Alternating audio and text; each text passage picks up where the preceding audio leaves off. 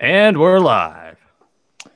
Hello, everyone, and welcome to this week's edition of the Fans of Power podcast. I'm Tyler Baker.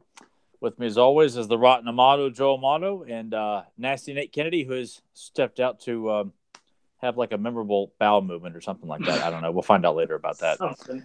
But yes, we are here to give you your weekly dose of Masters mythology. Joe, you doing all right this evening? I'm doing fantastic. I got a new stand, everybody, so you don't have to worry about it falling over no more. I got it for $1 at the Dollar Tree. It holds it up perfectly, so no more Shadow Beast. It should be good. Are you sure? I'm sure. I mean, he's saying this because just before we started, Joe was in a cussing fit before we got started. For someone who says, I have renounced, my sins of cursing, he was just like, you son of a bitch. And I just wasn't having luck. It was slipping and sliding. It fell, but when it's supposed to work, it will work. And yeah, so we got our discussions. We'll be talking about some recent news. I was going to read some feedback that we got from a couple new listeners when asked last week about what do they like or don't like about the podcast. So I got a couple of those I'll read. But first, I want to say hello to everybody that is here in the chat room because they were firing up before we even started. We have Zentron, Who Dat Whale, JSP, Adam Gabbert. Scrolling. Hold on one second. Febmon. Delvis78. I'm still scrolling. I just want to make sure I didn't miss anybody. Hold on a second. Max Works has joined us. All right. All right. And by the way, Carson, Nathan requests you give him a little facial hair and a beanie in your sketch of the Fans of Power promo that you did for us. There. All right. Zen Brown. Sportimus is here. Your favorite blockhead. And there, I think I got everybody. And yes, I do have my pants on. That's what Fedmon was wanting to know. Yes, I got my pants on, so I'm all good to go. But I did want to read, like I said, first, a little bit of feedback. Now, like I said, whether it's good or bad, we asked what people wanted to hear or not hear, or just some of their opinions. So, from a new listener, Jenny Chan, she sent me an email. And you know what's so funny about this? I was like, how did I get an email? I was like, is my email out there? I was lost. Nathan probably put it up there for people to send you a lot of hate mail and stuff like that. Oh, yeah. Then it's going to be flooding it. I mean, I was really confused. I didn't understand how I got an email from somebody. But when it said Fans of Power, I was like, well, I guess I'll click this because I usually never click an email from somebody I don't know. But Jenny said, okay, she said, what I love, character opinions and histories. Passion for the product. Taking the franchise seriously and not mocking it. She said, James Etok, this wasn't me. This is just what she's saying, so you don't have to choke me. She said, even James Etok is snarky when he does episode commentaries. I was like, oh, God, what's James going to say? He's going to come on the podcast. Okay, he's going to like, let's talk about Jenny now. But, so that's what she said. I'm glad she appreciates the serious tone we put on our commentaries, which we'll be doing this evening, so she can appreciate that. Right, and also, I mean, it is showing she does listen to all his commentary, so, I mean, it's great. It's not like she was saying, James, you suck. You know, she was just saying something that's probably in lighthearted fun, it sounds like. Interviews. She said, please try to get more. When you guys talk about childhood, collecting, playing, etc., tackling all aspects and topics, wrestling, connection, and matches. Criticism. She said, the 20 to 45-minute beginning warm-up period talking about random stuff. Now, we got to admit, last week when that happened, that was a first. We never usually do a 45-minute just random boom on Fans of Power. But it just happened. And she said, and she's not knocking you, Tyler, but she said, and Tyler bashing DC Comics plus the new She-Ra, he needs to be more open-minded. I know. No, I'm sorry. She says, hey, I do not denounce anybody for liking it. She has her right to like it. I have my right to like 16 minutes of hell was enough. So okay, and she said, I know he could be open-minded if he wanted to. Not sure why. She says, not even Nathan. She says, not even Nathan likes DC crossovers. She says it's an easy way to expose Masters of the Universe to casual DC readers. She said, she said, need website or contact links under the YouTube videos for fanspower.com when you name check people, not just channel pages. And she said she's not a Facebook user and want to be known on YouTube, so she needs a better outlet to comment. She's like, plus, watch the language and sex talk. So the language is probably, I don't know, maybe when I just drop one once in a while, but I'm good with it, but I appreciate that, Jenny. And she said, future stuff. Teach casual fans more about new adventures and new DC comics, episodes and issues.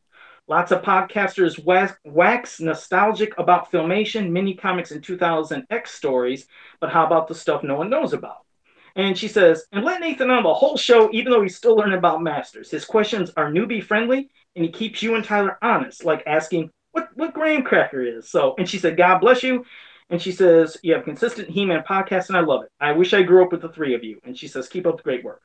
Oh, we wish you'd grown up with us too. There, you would have been a welcome addition to our group. Absolutely, there. Yeah, and again, we appreciate that. I appreciate everything she said there. I don't Yes. take any of that stuff personal or anything like that. It's to take anything personal on this podcast is just like nonsense. So I'm glad she was so upfront and specific about things that she wanted us to do more of or wants to cut out. We can't appease everybody, but we try to please the masses. And my problems with DC is just their whole direction on. I just don't feel like they treat He-Man with any dignity. So therefore, I'm not going to treat them with any dignity or respect. So. I gave 16 minutes of my time to Shira, and that was 16 minutes too much. So, and based on everything that Joe and Nathan said was in the show and other people, I'm like, there's no way in hell I'll give that show another opportunity ever.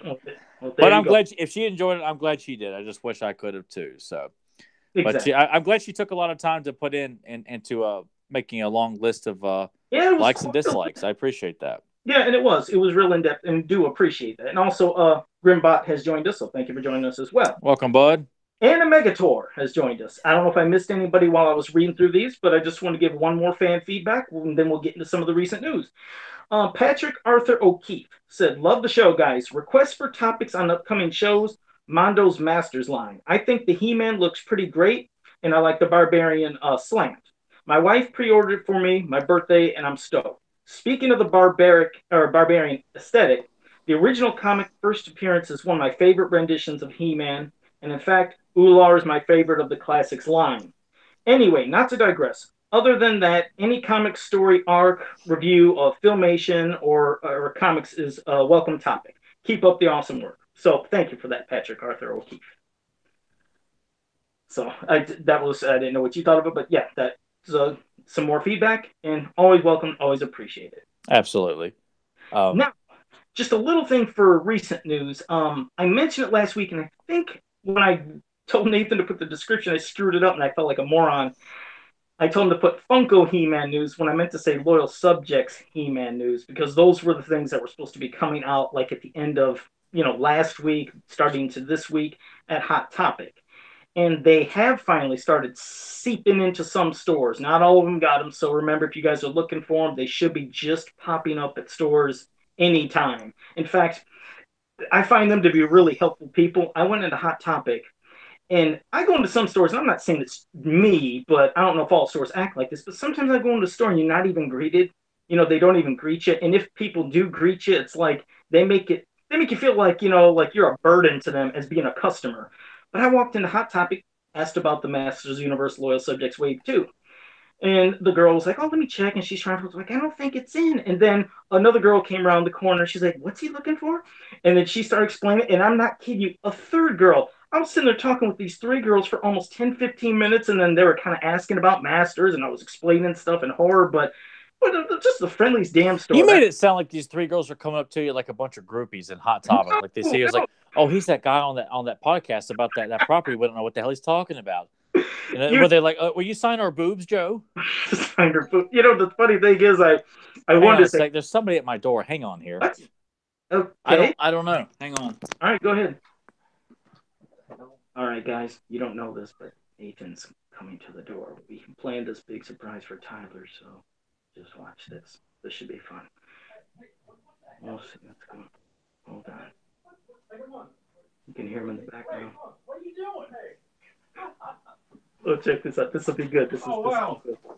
Dude, I'm on the Fans of Power podcast. Look at this here. Oh wow. Well, this is bizarre. Dude, I was like, who the hell is that at my door? And I can't hear anything, so we're just gonna.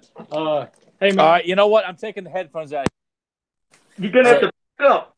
So this is. I had no idea he's doing it. Whatever he's doing, this is completely new. Man, this is awesome. I'm on the internet. And you guys got to back up for us so we can see what's gonna be going on too. Oh yeah. We'll kind of. So hey man, I brought you something. Want everyone to get a good look at that. Yeah, some pony wrapping paper for. I got to keep the gimmick alive. Oh my God. What's up, Filthy Pony? What's up, Lyle Convoy? All right, let's see. Open up. Yeah. God. All right. Yeah, we might have to back up. We're doing like a live unboxing here, people. So, hey, and I'm gonna be quiet so they can talk, and it'll stay on them. Can you hear us, Joe? Yes. Yeah. Oh, okay. I just want to make sure. All right, everyone can hear us. guys. I have no idea what this is. Rip it open. Oh man, look at that! Wow. Oh god. Oh damn it! I completely just botched everything here. Oh man, look at that! It's a vacuum It's a cleaner. vacuum here, people. Oh, cool, right? That's awesome. Oh. All right, so yeah, there's the tape here on the back. You just, Okay. you just this flap right there. You tear that up. All right, so here. You go ahead and stand up. Stand up. All right. Let's move this back. You stand up. We'll kind of back that up. All right.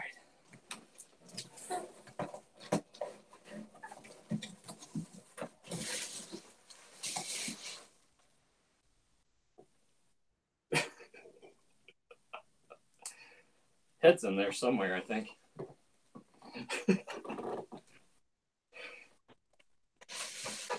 Yeah, just watch out because like that'll kind of come off there. Kind of funny how we worked that into retro earlier today, right? I was like, oh, this is gonna be so good. This is gonna be so good. Did you know about this? Yes. He's known about it.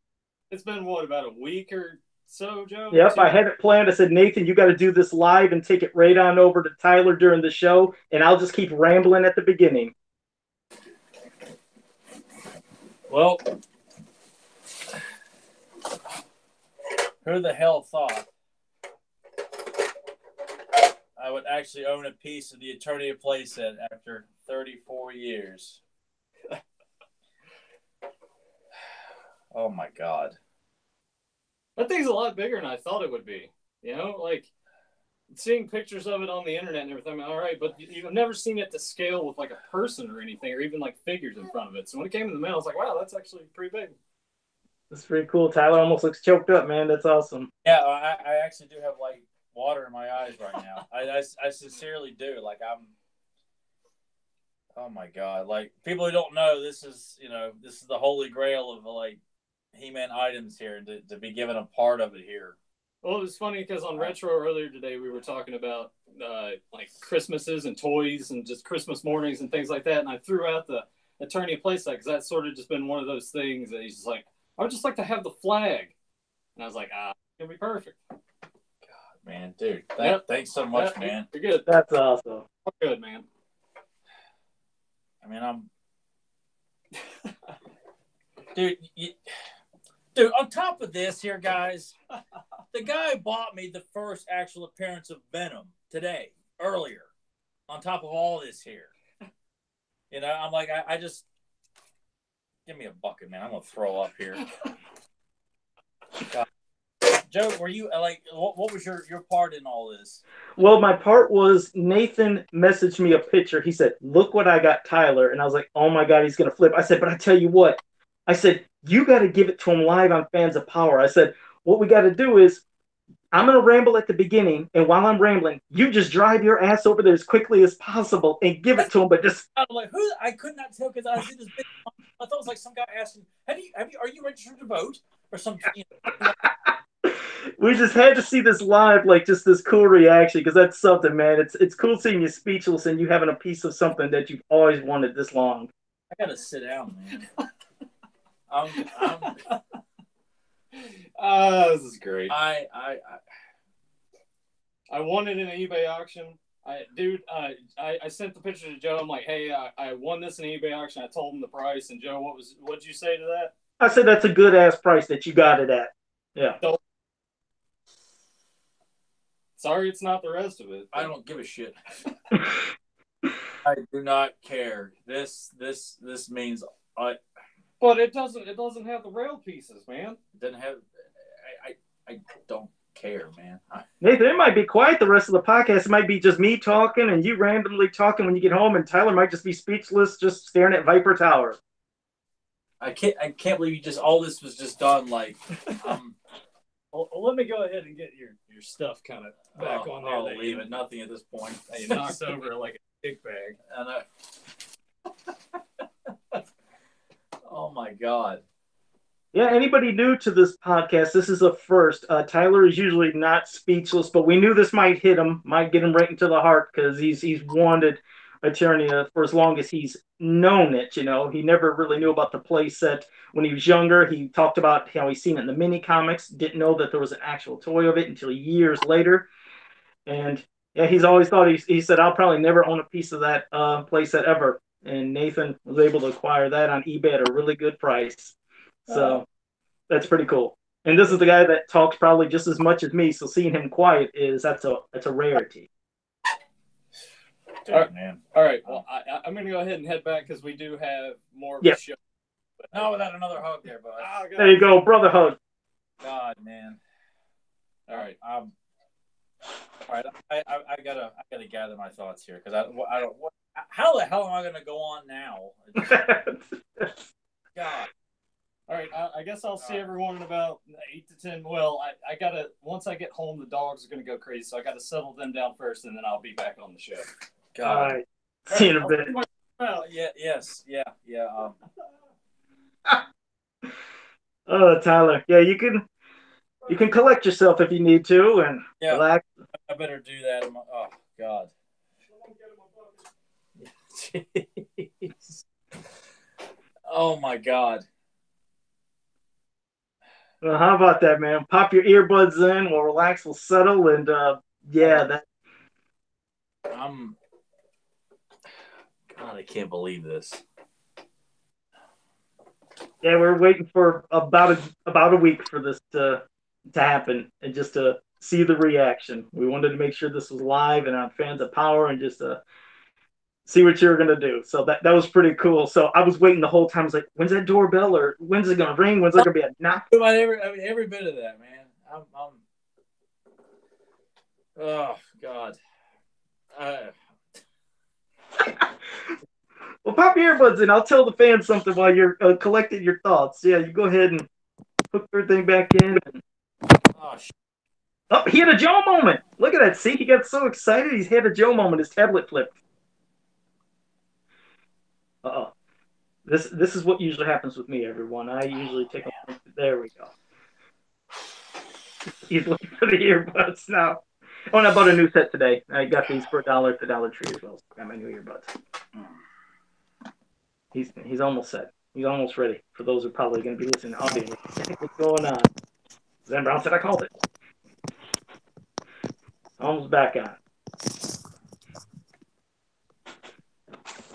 And I'll show you guys something in this Topolino thing in a second. But all right, how you doing there, Tyler? I don't know, man. Yeah, it was good. You know, and the thing that worked perfectly is today on Beyond Retro, everyone, we were talking about things from the 80s of toys that we had and a lot of good memories, Christmas memories and other stuff. So we knew, me and Nathan knew, well, when this happens, hopefully it creates another good memory for Tyler because he was talking about some of the great things he got. And, you know, we're just talking about things. You know, sometimes, you know, things can be emotional because it means something when you have family or friends that are just like family that can do something like that for you. You know, it can really hit the heart, you know, especially when it's something you're not expecting. So I can only imagine what's going through Tyler's, you know, head. I know it's a hell of a thing. Man, I tell you, it definitely, this and some other things currently going on definitely make this a one special Christmas. I'll tell you that right now. Like we're a week away from Christmas, man, but geez. I mean, I'm just, you know, it's hard to describe it. Like when you just, I just, God, I gotta come up with something here. We're gonna have too much dead air, and Joe trying to fill it up. Yeah, I apologize to everybody listening and watching for this being so like, no, it's awesome, man. I mean, like I said, something like that. Yeah, man. Okay. All right. Well, while you collect your thought a second, I did want to acknowledge Jason Jones in the chat room. Thank you for joining us. And I also feel bad because I had something planned that I was going to do to show, but yesterday my ink went out. I go to Myers today. They're completely out of the ink that they said is supposed to be in tomorrow. If it's not, I have to travel about 20 miles down to another area to look for ink for my printer so I could have printed my card backs because I was going to show his custom on the card back, and that was going to be the debut for him because you know how you and Nathan are like, hey, Joe, why don't you show a custom once in a while? I was like, Yeah. well, this will be a perfect opportunity. I'm going to show Anti-Eternia Man-at-Arms. He wanted a vintage one. All done. Card, I did all the art for it, which, Jason, I'll at least show you and send you the art in a message after the podcast, but I couldn't print it. I was so pissed. And, of course, it's the red color that ran out because ink cartridges no longer come in just colored and black. It's black, and then it's blue, yellow, magenta. It's like they separate everything. It's like, oh dear God. And they don't sell red or any of those single cartridges at a store, at least for the printer I have. So I got to go buy a multi-pack. I am sorry about that. And it does suck, yeah. But that was something just to feel the air for a second. Okay. But, and we talked about some of the new stuff. I did want to say, if anybody ever finds this Topolino, this little Italian book, what's cool about this, and it's number 1409 if you look for it, it has a retelling of He-Man and the Power Sword in there. So it's like it's a Disney book, but it has this little mini story, and it excludes, for some reason, Man-at-Arms is not in this story, though, as bizarre as that sounds. They didn't, anywhere he was at, they drew him out of the book, but it's a cool little story. And it's like they redrew those, you know, of course I can't read Italian. Yeah, I'm half Italian, but I sure the hell can't read it. But you guys ever need it or want to look for it, that's the one you got to look for, number 1409. It's a really cool piece of history. So awesome. Yeah. I do have a shout out to give as well. A very striking woman is currently watching the podcast right now. Beautiful woman in the name of Jackie. And she asked if I'd be willing to actually put on the role play outfit of the live action He-Man, you know, with the harness and the red cape and all that stuff too. And I told her I would gladly do it as long as she oils up my chest and my back and my arms as well too. I would gladly carry the broadsword, unleash the power of 4 anytime she wants in that role play, however she wants it done there. So Jackie, if you are listening right now, I'd be more than happy to role play that for you. And we can even reenact it where she's like Courtney Cox and she's being chased by the Evil Wars. You gotta come in and save her and stuff like that too. So well, I guess so. I was gonna say, speaking of this outfit though, how would you get that? Is she gonna make it? Because I was like, wait a second. I don't know if she just wants to see me in it. You know, I'd be more than happy to just, you know what, I'll make it happen. I'll make it work. Maybe I can get Joe to customize it for me. You know, that's unique. You know? Damn. I mean, usually you don't hear that. Like, hey, you want to role play the He-Man outfit, and then that's wow. All right. Yeah, and just, you know, I made all that up just to embarrass the hell out of her as she's watching this live. Serious. I was thinking, how the hell does she know about this movie? No. I did it last week where I said she wants to see me take my shirt off on the podcast. She was completely like blown away. Like, what the hell did he just say? So I thought I would do it again. She even asked, is it safe to turn into the podcast? And absolutely. So okay, you got me for a second because I was like, damn, Tyler found himself a hell of a woman. You really think that? Yeah. Well, I mean, granted, you know, if she wanted it to happen, I would gladly make it happen for her, of course. But I'm doing this to deliberately embarrass her live on YouTube, and it's been documented officially here. So yeah, you'll have to have her come over one time, and then we could have her on the show. She definitely has shown interest in coming on the podcast. She definitely has mentioned that. So we will have to make that happen. Okay. All right. But did it embarrass her too much? I'm curious to see her reaction. But, well, we have a live commentary we're going to do. But before the live commentary, we were going to do the revisiting of the Tri-Klops mini-comic and basically get it also from Nathan's perspective. Because, as you know, Nathan has bought that big Dark Horse mini-comic collection book. So he likes to join us for any time we do discuss the mini-comic. And he probably will be home in, I'm assuming, a few minutes. Should be home anytime now. He's not far from me at all, so... Yeah, so we'll discuss that, and then we can do on the live commentary. And there was also, I thought you'd get a kick out of something, Tyler, up there. I got... I was wondering why you had the Magic Window Greatest Adventures of all sitting behind you there. Yeah, it's I just got that in the mail, and... Oh, shit. Really? Yeah, I got that in the mail because I got it at a good price. But let me get this down. All right. Yeah, so it's I thought a pretty good condition case. I know sometimes they might be kind of jacked No, up. that's excellent, Joe. Is it okay? Because this is, believe it or not, my first time getting one of these with this kind of magic window case. I usually had the ones that were just the cardboard cased ones for some of them. Yeah. So I didn't know. I was like, well, I don't know how to judge this, and if this is a good condition one, I figured if anybody know, you would. So yes, that's excellent condition. yeah, How's the tape and everything look? The tape, no stickers on it or nothing. Looks good, I think. Does it look okay to you or what? Yes, that looks good. Okay, good. So I got that. Want to show that, and also want to say thanks to and if you guys haven't got the Primal Age figures from Funko yet, vintage style for kind of inspired by He-Man. Damn, they're so cool. That's the Joker one, and there's I know you probably can't get it because my horrible condition on my tablet with the quality of the viewing, but there's these even small stitching all over the Joker's chest and around his legs. He looks pretty twisted, but he's got this cool little Joker shield. So I thought that was a nice little touch in this cool weapon. Now remember, everybody, this is a fantasy twist on him because some people said, well, why didn't they just take the DC characters and just have them look like they normally do, but in He-Man style? It's no, they wanted this unique line called Primal Age and have them look fantasy. So that's the Joker. And then, of course, Batman. So Batman's pretty cool too. I like that his cape is like a fur cape. So I thought that was a cool little touch. And he's got a cool little golden bat shield. And he's got the only thing that bothers me about Batman is I feel like his eyes should have been colored in white. I don't like being able to see his actual eyelids, pupils. You're a stickler, like me with Michael Myers and not wanting to see eyeballs, but just darkness or something. I understand what you mean, but it is cool. And even the sword has a bat right around there, around the handle area. So I think these are cool. But if you guys haven't got them, these are Amazon exclusives, and I believe they're only $9.99 each. And there's a lot of other figures that are available on the line. Yeah, I want Mr. Freeze, King Shark, and Scarecrow from that line. Yeah, so, and I'm sure they have another wave that'll be coming out eventually. But yeah, these were pretty cool. So I wanted to bring that up and mention it. And I just want to see if I caught anything in the chat room, if anybody said anything or had any questions. Oh, you're right, Fedmon. I do need a VCR. So when I get a VCR, I can pop that in. I can see that. And then I can go back to some of my old wrestling. But was there anything current you remember, Tyler? Anything pop up that you can think of? Oh, wait, that was it. I know a lot of people don't, some people might not go nuts, do backflips, but they are cool.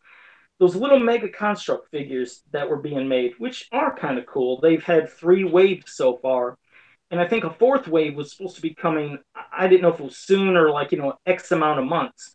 But I think Evil Lyn and Man at Arms were part of that wave 4 of these Mega Constructs, and they were going to even do a Wind Raider.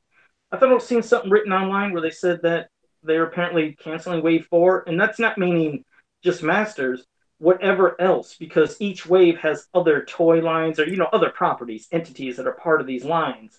So Man at Arms and Evil Lyn were part of this wave of other things. I believe they said they were canceled, and I don't know if you heard that, but that would suck for people that were expecting them along with the Wind Raider. I made it. I'm back. I'm back. God, I can't believe you did that, dude. No, here we go again. He was quiet for a while. I had to go. Oh no! When I got in the car, I actually pulled up my phone, turned on YouTube, and kept kind of listening to it a little bit. And I wanted to see how the chat was kind of responding to it as well. God Almighty, dude. He was quiet as you've seen for a while, Nathan. So Joe, did it turn out as good as you hoped that it was going to? I was like, man, is he going to be speechless, choked up, a little teary-eyed? And every bit of that happened, and that was kind of cool. It was just, you gave him a good moment there, Nathan. That was awesome. Yeah. All right, anytime. That was good. 2 weeks in the making, I want to say. So all day today, when you and I were hanging out, I'm just like, oh man, I can't wait until tonight. I can't wait until tonight. It's gonna be so good. Well, yeah, we don't need to. Yeah, we don't have to harp on that anymore. We can keep moving on to all the other stuff. Yeah, my eyes are starting to water up again here. Well, who wants to do Nathan or Tyler? Which one of you guys want to at least transition into the Terror of Tri-Klops mini comic? By far, Tri-Klops' best appearance interpretation, in my opinion. But whoever wants to go, take it away, Tyler. I picked this one. We've discussed this mini comic on several occasions, but it's fun to get a new perspective on this. So I picked this one because it's a very serious mini comic, and I think Nathan would really appreciate the the story in it, and just because Tri-Klops is one of the badass characters, period, or most badass.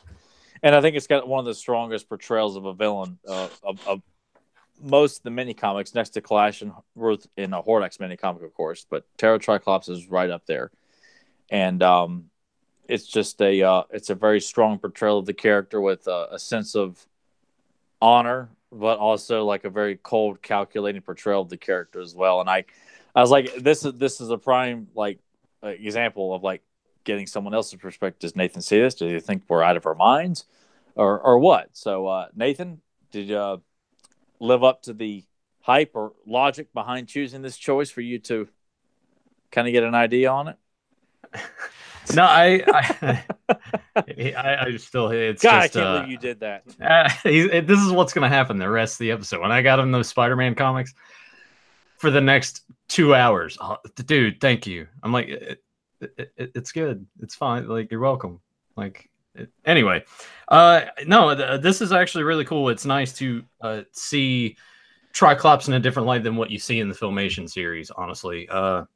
And I feel like I've asked this before, but when did the Filmation series start to influence the mini comics a lot more? Because I feel like these earlier ones, especially because I know early on they didn't have anything to go off of, so they were just kind of doing their own thing. Is this sort of falling in line with when they're still doing that, or this wave came out in '83 when the series started?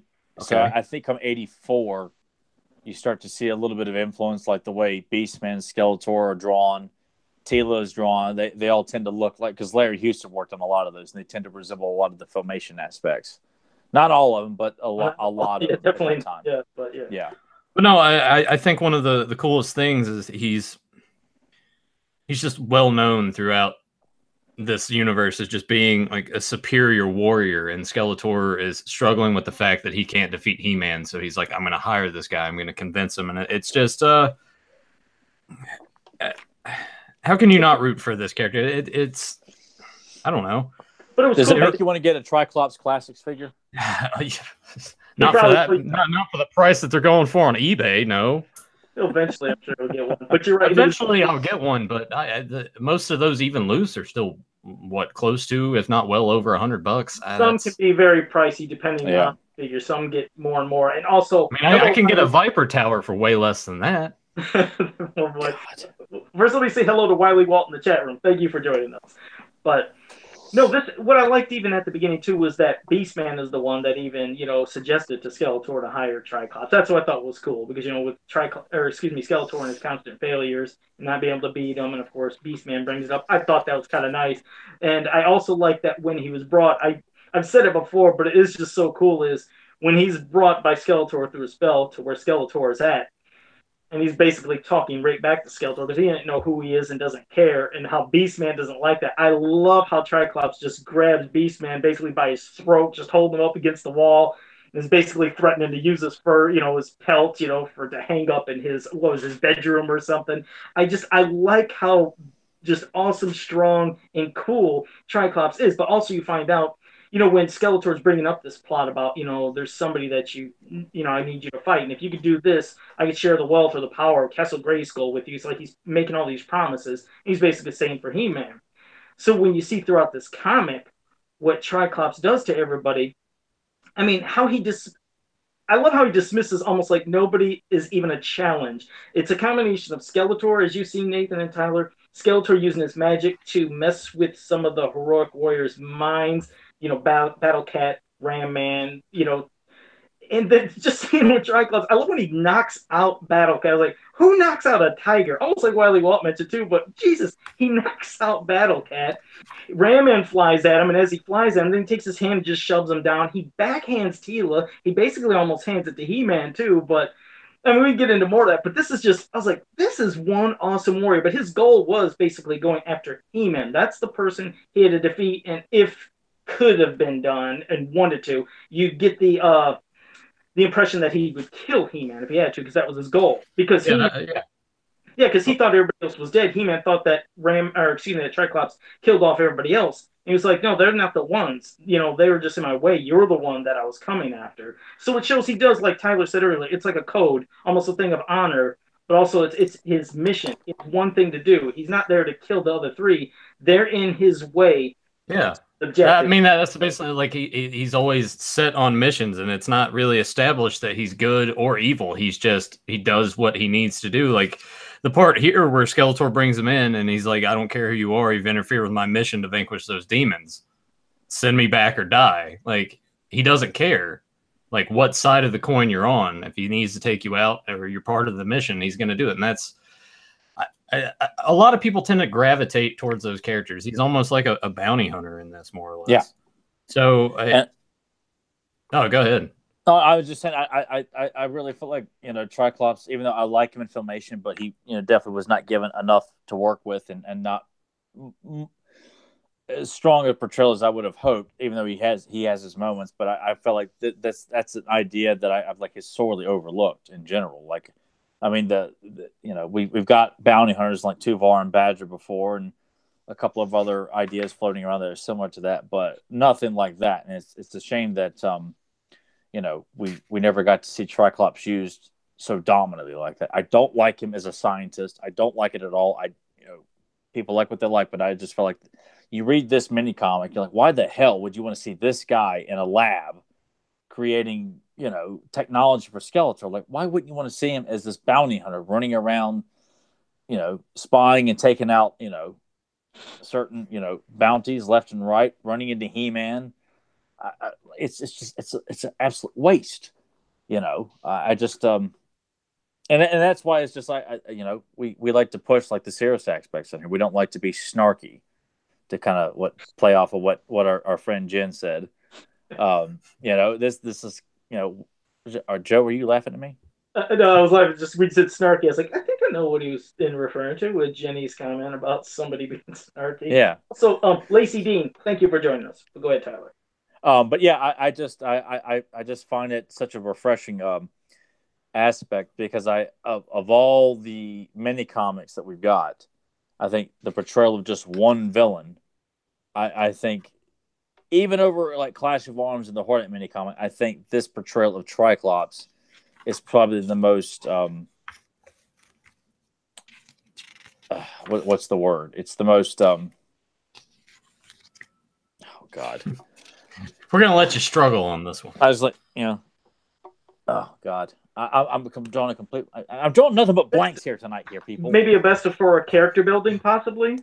Yeah, or just it makes him stand out amongst everybody else. He does. Yeah, I mean, everybody else is seen as just like the kind of traditional gun for hire evil warrior that Skeletor has, but this guy's given a little bit more material to work with in terms of, he's like Nathan said, in this he's always portrayed as like neither good or evil. He is just strictly.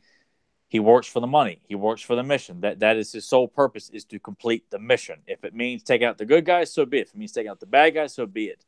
That's something we have not really got to see in a lot of characters in the He-Man mythology. And a lot of others for that matter, too. Like Boba Fett comes off as more of like a villain.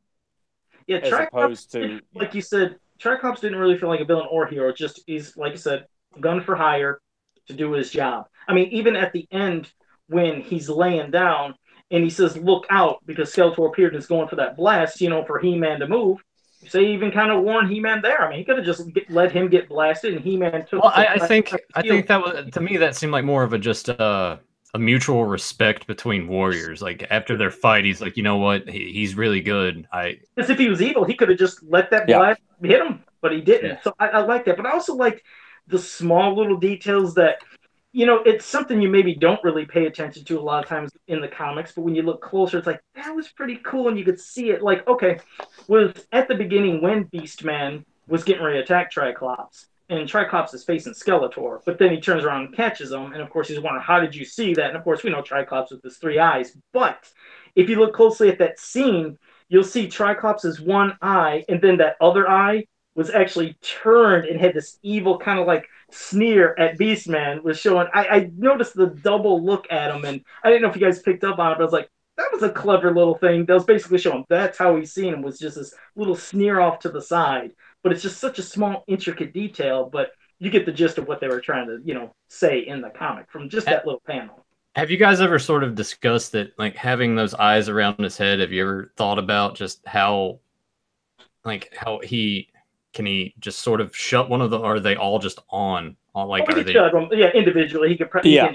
I always took it that the one that's facing forward is the one he's currently using, and just would rotate it, as need be for gamma vision, distavision, and night vision. Because I would imagine if you could just see through those all the time, it would just be like really terrible. Well, I'm sure it really messes with the brain itself trying to comprehend 3 different visions, 3 different directions. I imagine like it just couldn't function like that. Essentially, wouldn't make a very very precise bounty hunter if you're trying to configure 3 different directions all the time. Yeah, that could be. It's like you think, I know it's weird, you take it for granted, but we have our 2 eyes right in front of us, and you close one's this way, one's that one, but both you can see 4. But this, it could be a little awkward. Like, okay, now he's kind of seeing his back, but you just wondered how the perspective is, with your peripheral vision. But I'm sure if he wanted, he probably just could open all or at the same time, close them at the same time. And it's also neat to see how there's different ways the eyes work in comparison to the cartoon, of ways he uses them, of ways he uses them in the mini comics, hell, even things that he's done in the coloring and sticker books. It seems like he's always had something different in whatever, canon that they, created him. Always something different for his eyes. And I kind of like keeping it simplistic, though. Like, I like the idea of, like, he's got gamma vision, like in reference to Diamond Ray, can see around solid objects, night vision, and distavision. Being able to see over great distances. But it's also like cool, like the idea of him being able to fire blast from his visor, which kind of makes sense. And but even his blinding light in this one, the one that he used to blind He-Man to like distract him as he overpowered He-Man in one panel. So yeah, it is. It is kind of cool.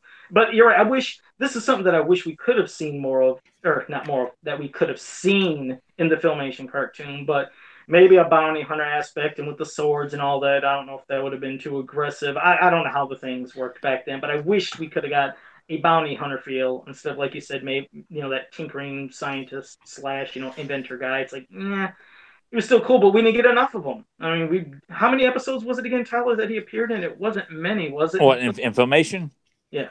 It was about a handful, and that's over both seasons. He just, he was given some okay spots like Diamond Ray and the Time Corridor, Royal Cousin, Double-Edged Sword, but overall they were just kind of small appearances, nothing where he's the character I think deserved an episode of his own. Merman got episodes on his own, Beastman did, Evelyn did, Merman did, or I always say that Trapjaw had been given some prominent roles too on his own. Like Tri-Klops just got short end of the stick, and I'm like, why? Like, I just and then that he was kind of given more in 2000X.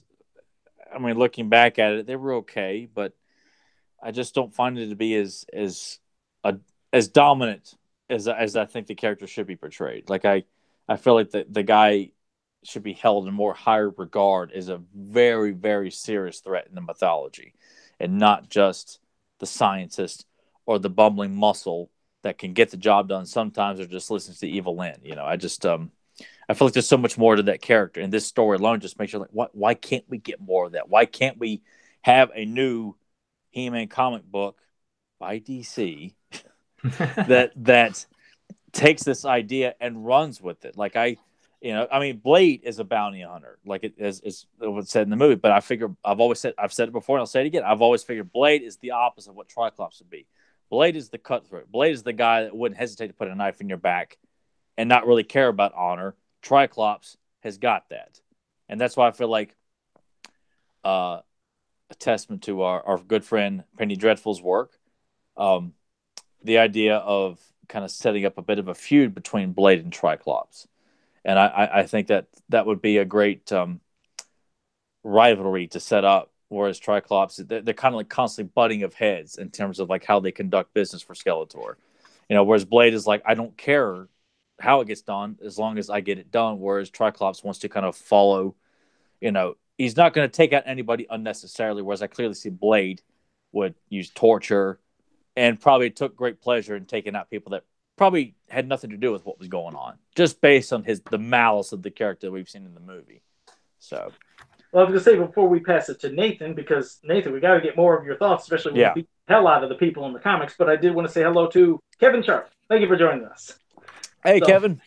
Yeah. So now, Nathan, a little more from you, because we definitely want to hear more of what you have. You know, I know that it carried over to Filmation for the most part, but I really like the look, the attire, the red that's in there. Because in Filmation, it's mostly just green, right? Or is it like a little bit of brown in there? He's got green and red. Okay, really? All right. Well, now I look like an idiot in front of everybody. Can't be as bad as the Donkey Kong Country playthrough, but there we go. That was pretty damn bad, but go ahead. Yeah, I know, right?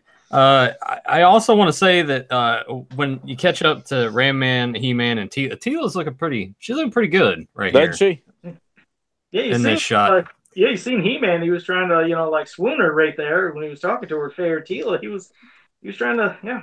But go ahead. Sorry about that. Yeah, well, the one of the parts that made me laugh is just when Ram Man's walking away, and they're just kind of like talking about him as he's walking. It's like, yeah, he's a bit slow in thought, but I like him too. I was like, I mentioned that before. I was like, for me, I felt like it was almost like an insult. I was like, was it kind of like an insult, or at first? But then I was like, nah, I understand what they meant. But I remember when I first read it, I was like, that's kind of mean. He's like, he's a little bit of slow in thought, but I still like him. I was like, oh, okay, you still like him?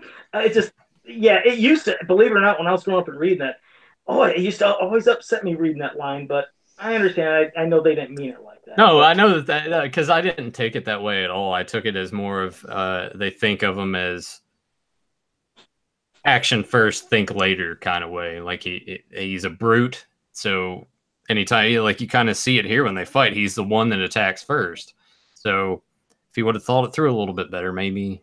But anyway, it's kind of funny. Like Ram Man and Tri-Klops have the little fight, and then it says "Meanwhile," and it cuts to just He-Man and Teela like getting a little close. Get a little close, like, damn it, now I got to go take care of it. Oh, here's Tri-Klops coming in.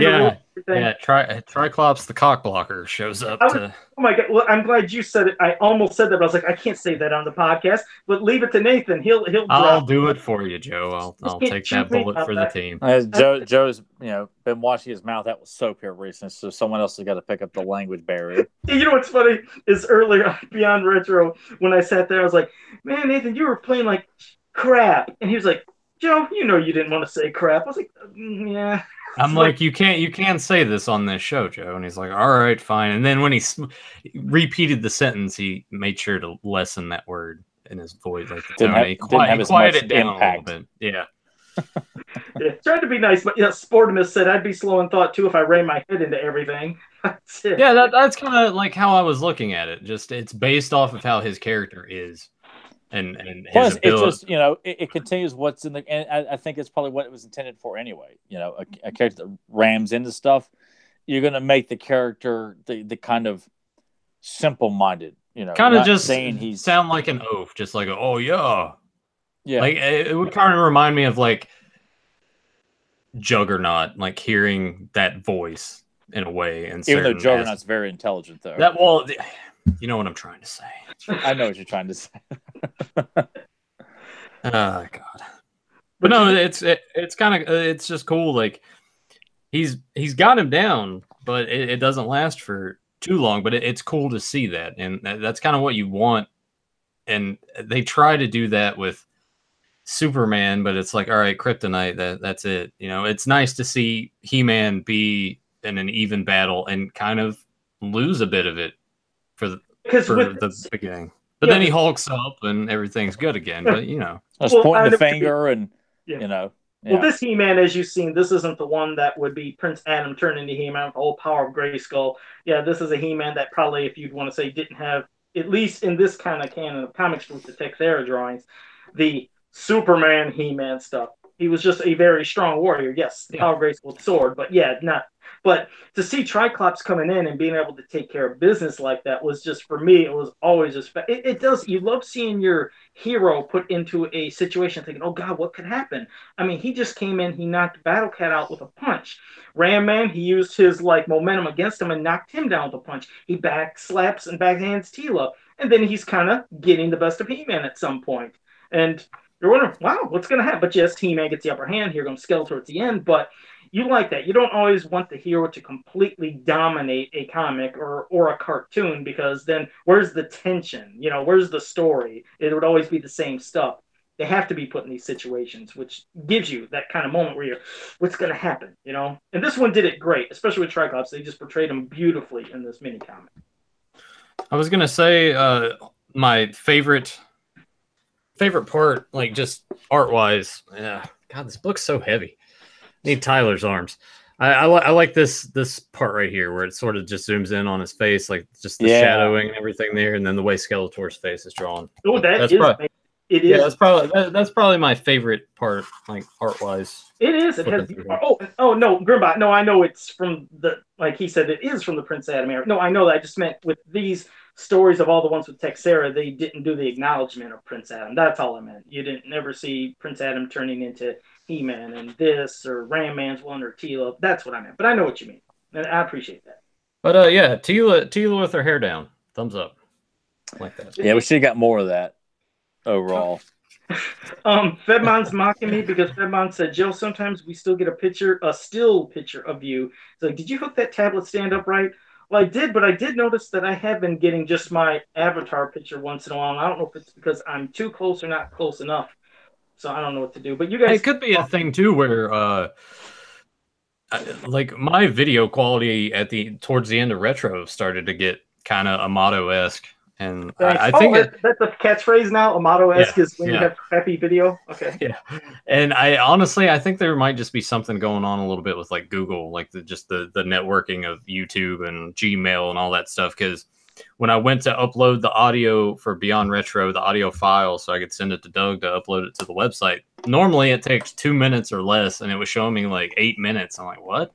And it was actually taking that long. So I think there might just be a little bit of an issue on YouTube's end tonight, I think. Okay.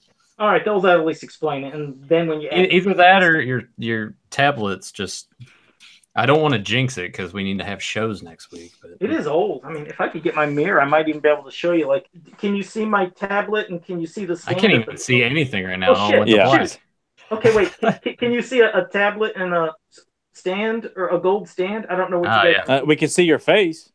You shouldn't? Wait, what? Wait, what's going on? Wait, what? What happened? Nothing happened. Oh, you're fine. Damn it, Tyler, why'd you do Your that? Your mask fell off. I thought I did. It was pretty old. Oh, thanks. You freaked me out for a second. I thought I banged something. Oh, Jesus. All right. Well, how did you want to wrap up the mini comic discussion before we go into our commentary? You just flustered me. Oh, I think that so far out of the ones that you guys have had me check out from this book, I would say that's my favorite so far. I liked it a lot. I like the aspect of him being just that man for hire, that warrior that takes no sides. He enjoys the thrill of beating people up. And characters like that are very fascinating. You know? You see stuff like that in Game of Thrones and various other, not even fantasy-based stuff, but characters that they're, they have no real axe to grind, but they're hired for something, and that's what they set out to do. They're fascinating, I think, that archetype. So I'm reading the chat. Joe's still flustered. I'm just trying to keep up with everybody. What's up? What's up, Joe? I'm good now, but man, Joe, it was just playing around. I didn't mean for you to be so discombobulated. Hold on. The thing is, you don't realize. See, I'm usually I try to be calm, as you know on the podcast, but I'm a very energetic, pumped up, and I freak out at times. Like I said, I used to have a real quick temper.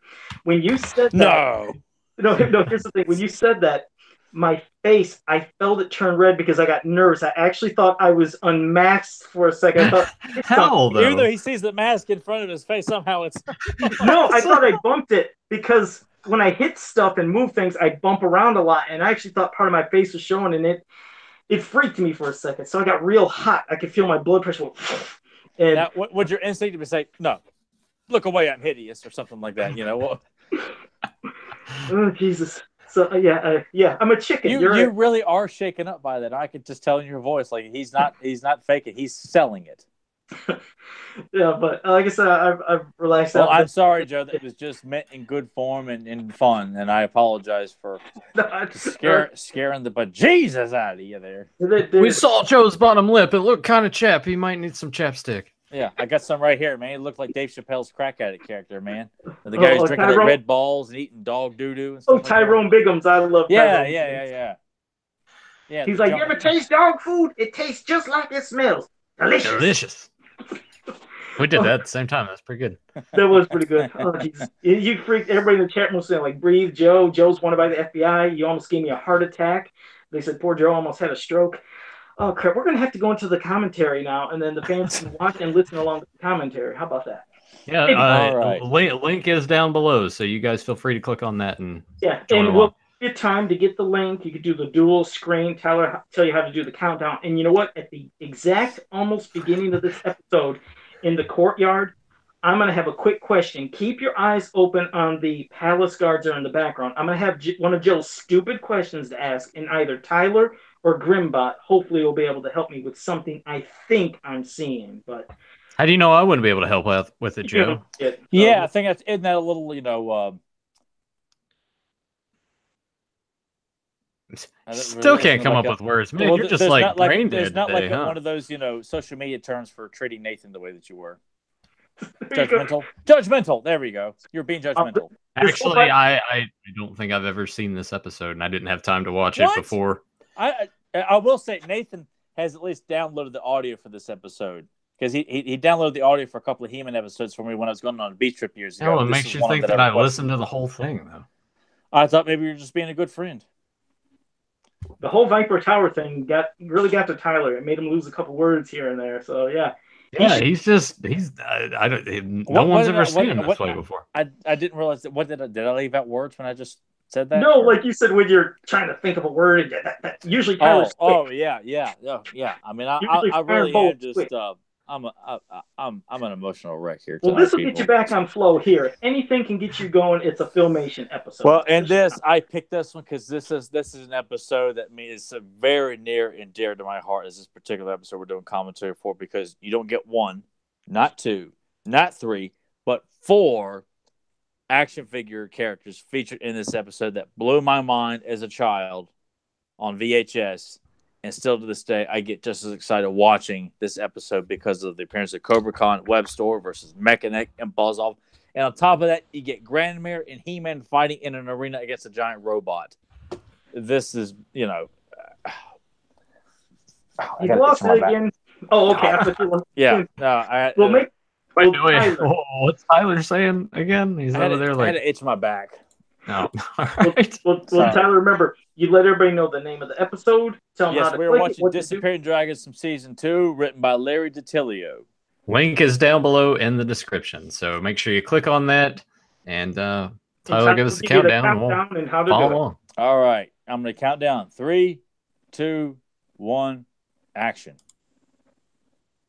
He-Man. See, you didn't get the Filmation logo, but at least went right into He-Man. So I think we're all. Well, I did. That's the link. Yeah, mine's like a second or two off because I'm using a link. Using iTunes. You guys are using YouTube. We're using YouTube, yeah. So it's more of a little square boxed off, and we didn't get the little bing. It just went He-Man. So yeah, we're probably a second ahead of you. It's we're doing a Doc Brown for Back to the Future. No, actually, that would have been 1 minute. Oh, we're not going to talk about Back to the Future. No, we're not. Yeah, exactly. It's pipe down, Joe. Is this the episode that every time you brought up, you said Joe keeps dismissing Disappearing Dragons? Every time I bring up Disappearing Dragons, Joe just yeah. I think when I would mention for commentary, Joe's like, you know what? I think there's a new toy coming out next week. I don't know what the hell it is, but we'll talk about that next week. I don't know what he did in Betrayal of Stratos. And by the way, James E. Talk gave this, I think, a 7 out of 10. This deserves a 10 out of 10. So, Deucin, you talk to James. I want him to issue an attraction in both of his books that this episode deserves a 10 out of 10. You hear me, Deucin? All right. Now, Deucin, I got something for you. It's getting ready to come right up here. Tyler, you'll be a second behind. It's coming right after they do this little logo, and they're going to show the courtyard. Everybody keep an eye out on these palace guards. One of them looks like they have Zodak's helmet right there. That one on the left looked like he was wearing Zodak's helmet. I don't know. It kind of looked like Chris Pratt to me.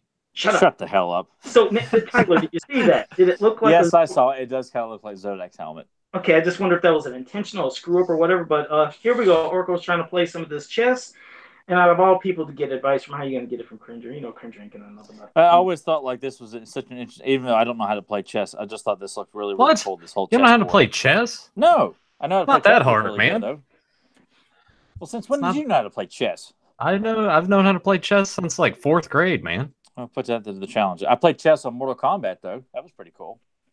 I don't think that was chess. No. They had like chess version on the Mortal Kombat Deception. That's what it was. Yeah, I played chess on that. Kick your ass. Yeah, okay. Well, somebody's coming to help. There's trouble. There's trouble. And here's breaking the fourth wall or something. Looking at us. Cringer always like doing that. I like we're just going to go and just jump right into it. That got to go see Granamere here, people. Nathan, have you watched Dragon's Gift? Which I know a while back you kind of went on this binge of watching, but have you ever watched Dragon's Gift? Yeah, I think that was one of the ones that popped up when we were kind of binge watching when I did that with Sam. Terrible name. Yeah, I was wondering if she was going to like avoid mentioning Shishu and not be named. Well, whatever. Wrong. Is this one of the very few episodes where he doesn't turn into He-Man? You just see him as He-Man. You don't see the transformation. Yeah. There is a transformation sequence in this. Like he's He-Man from here on out. Yeah, because we just jump right into it, which I felt like it's not necessary. It's not always necessary, but it's also it's memorable because you're usually waiting for that. Especially when you're a kid, you were waiting for that moment. And I remembered, I didn't get that moment, but still. And I guess a little thing. It's kind of surprising that they didn't do that more often, actually, just to save a little bit of time to give to something else in the episode. Yeah, but I loved the moment as a kid. I mean, I too, but I know a lot of times they would use it as a time filler, like to kind of help stretch the episode out. But I liked it. But it's a testament to Larry's writing, though. To not have a transformation sequence because there's a lot going on in this with animal cruelty. I love featuring that the 4 new characters. Yeah. Even though Webstorm and Buzzoff did show up earlier before this episode. Look at Grandin, we're looking all dominant.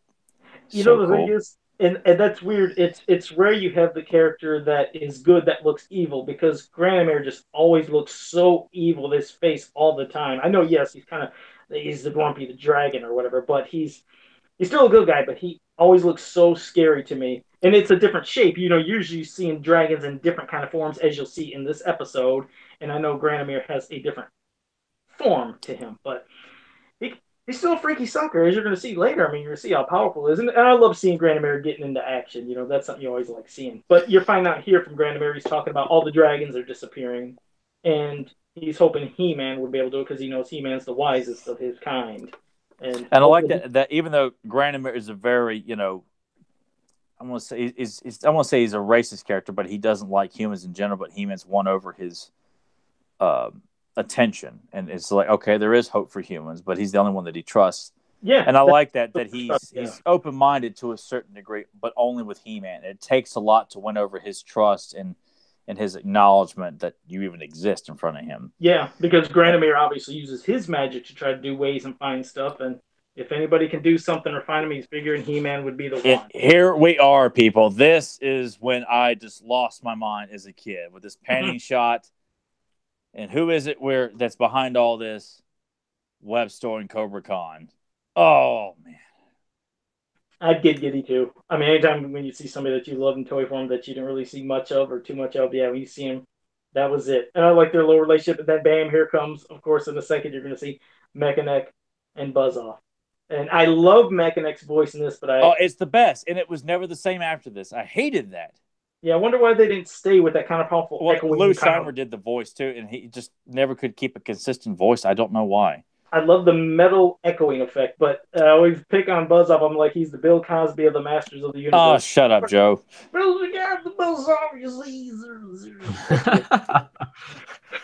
And there's something that happens here that's going to be showing up in a second too, that I thought would hurt, but I'm going to wait till later. But Nathan, you might as well ramble. Nathan, what's your thought on this action sequence here with these 4 guys duking it out?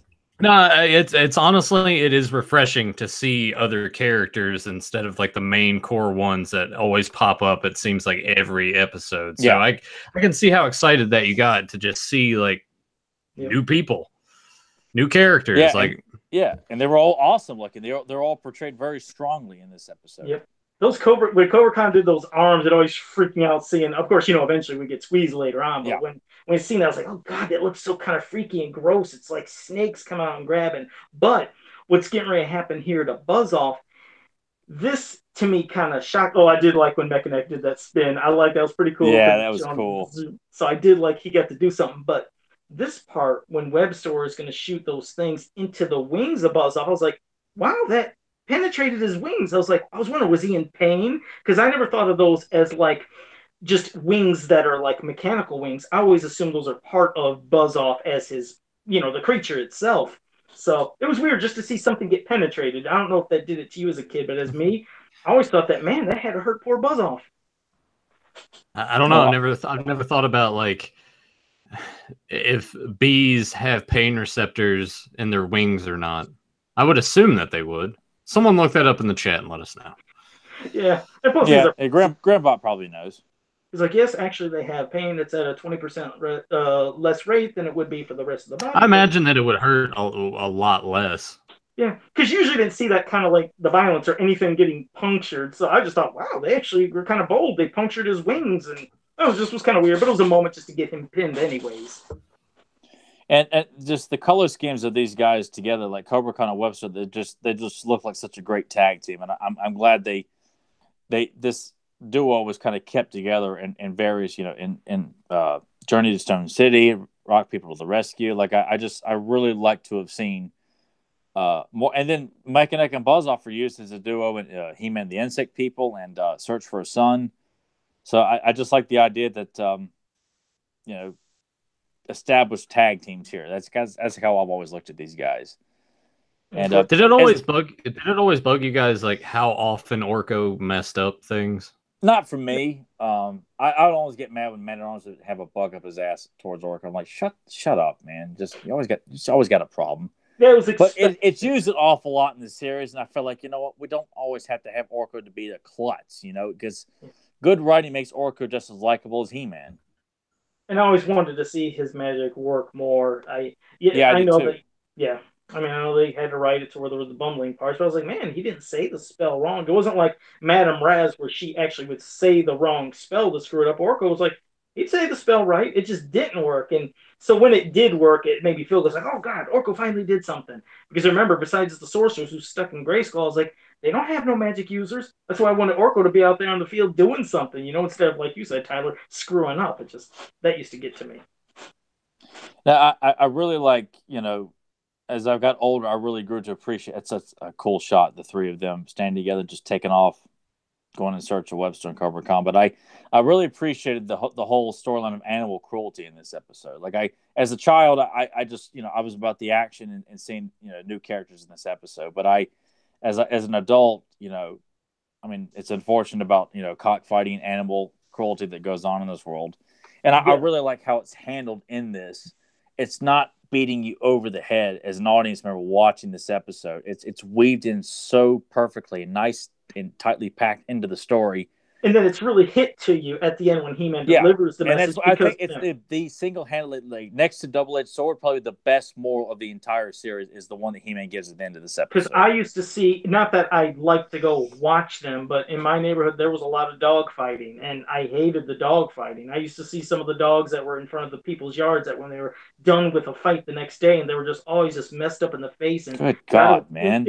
I don't know why anyone would want to do that to a dog. Like even when I see dogs that are just tied up outside, I'm like, that's not a way for a dog to live.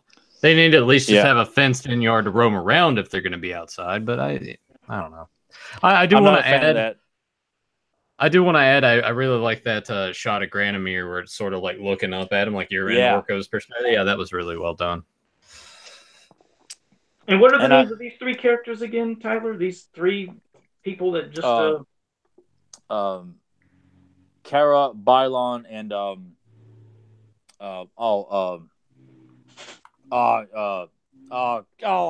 No big deal. God. No, it's to me, dude. I've watched this episode 1,000,000 times. Not again. Bylon, Kara, and God. Dudeson's probably thinking, Tyler, you just lost some filmation points. I can't forget a fact about this episode. I've watched it too many damn times. Can we blame it on Viper Tower again? It took another thought out of your head? Oh, my God. I can't believe this. I know this. I can quote every line of this episode. Wait. Verdor. God, okay, I had to replay it in my head here as I'm watching it. God. There you go. Well, now you get back to the episode. All right.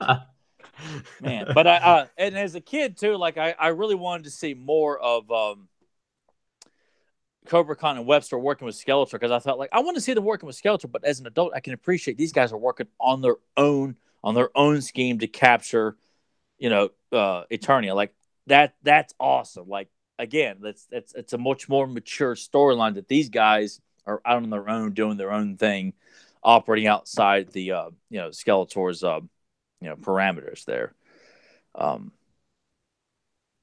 It's just very ambitious for the villains, like for Cobra Khan's first appearance to be such an ambitious scheme like this, and to involve them in animal cruelty. Like, it really just makes you want to root for He-Man to come in here and kick these guys' asses. That they intend to have these dragons kill each other for fun, because there's nothing else going on this depleted planet. And I just love that they don't feel like this is a very good idea, but they don't have much of a choice. And I love He-Man's like, all right, I accept. Like, it's just such a great character development in this episode. And I always love what you're seeing coming up right here is Granamir, as easy as nothing, bam, just repairs the device that was destroyed, that Orko screwed up with.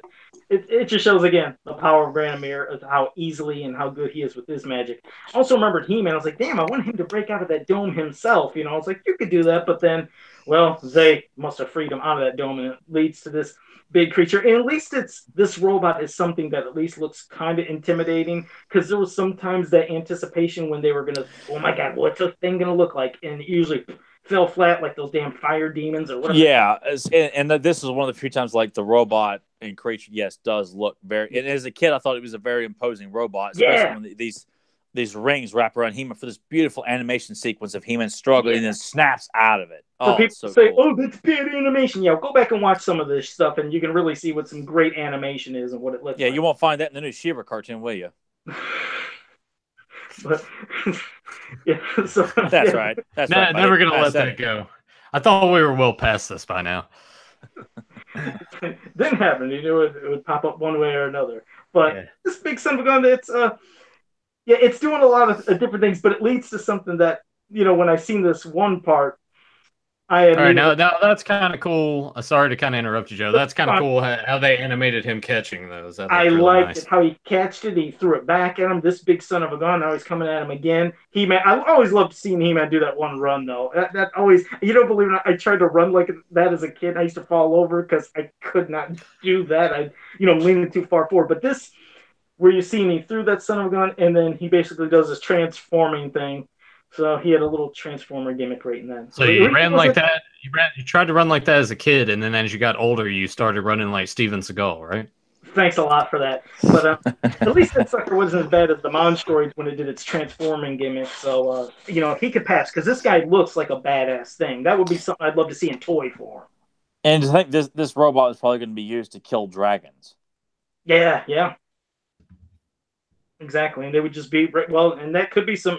Back and forth. You can picture the dragons using their fire breath and infighting back and forth. But yeah, this right here, this is a kind of messed up thing where you're seeing He-Man just getting drilled and drained right there. And I like that. I like the spinning part with those blades coming at him. Yeah, I still think that would just be one badass thing to have in figure form. It really would be. Essentially, it's just is a big tank. Bellatron is. It's a very creative looking robot that has a lot of, gadgets and gizmos. And like Mechanic says, you got more tricks than Orko. Look who comes to aid, Granamir. It's like, you want to mess around now, you guys are in trouble. So it was cool seeing. They're like, well, all right, see you later. Yeah. Word up. Time to bounce. But He-Man was bested there, so Granamir came in and saved the day. But I love seeing when Granamir would make his appearance anytime, and especially when he's doing this much stuff, just to show his powers. But now He-Man's like, okay, time for He-Man to do some stuff. And there you go. Usually, and for He-Man to punch right through Bellatron's blades, like that. And that's a when it came back, and I always like that moment. This is really a good episode. This isn't one that, I always like doing sometimes a dig once in a while on a certain episode just to mock something. But no, this one. Joe's got no material on this one. No material on this one, because this was just good all the way through. And here we go. We're going to see Granamir might have to do some more stuff. So boom. That kind of was weird, because I thought Granamir, at first I thought, did he kind of kill them? Or are they, frozen like this forever? I didn't know what happened, but... And it's done with, the flashing red and the way they're posed in stone. It does look like they're dead. almost. Yeah. There was parts in this that kind of freaked you out. Were kind of scary. But look again. Well, and he's got every reason to be pissed off at him. Heck yeah. And I like this, like freeing Buzz off of Meg, and He-Man turns and just smiles. Can you spot our friends? Leave it to me, He-Man. Like, God, it's so cool. So heroic. And I liked when Mechanic used his vision, went from color to almost look like pencil runnings, like it's very, very cool. And the animation of them running. Yeah. It's the perfect episode. This really is.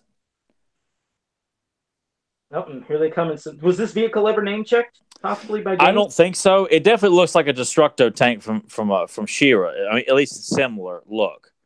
But I don't recall it having an actual name. There may be something that it was given in James. It may be in James's book, and I'm sure Grimbach may have confirmation about that. But I don't know it to have one. Okay. Specifically, it would have been maybe like you said in the guide or something. Or yeah, I'm sure it was given something, but it may have just been written like they escape in a big tank to get out or something like that. Because it kind of reminiscent of in the episode The Search, that's a big drill. Never mind, forget that. I like that Mechanic's head popping down like that. I like them begging there for mercy. And Grandma's sitting right there, just as dominant on their throne. Yeah, and now I like when he says, now you'll fight for our amusement, but He-Man steps in and again kind of teaches Granomir some more humanity, and again giving him a lesson, if you will. Was Alan Oppenheimer doing the voice for the guy in the middle? It sounds very familiar. Yeah, Oppenheimer was doing a Verdor, Bylon was Lou, and I think Linda Gary was doing a Kara. And John Irwin did the voice of Granomir. All right. Yeah, but He-Man called Granomir there, and Granomir again knows why He-Man's the wisest of his kind, and he granted them mercy.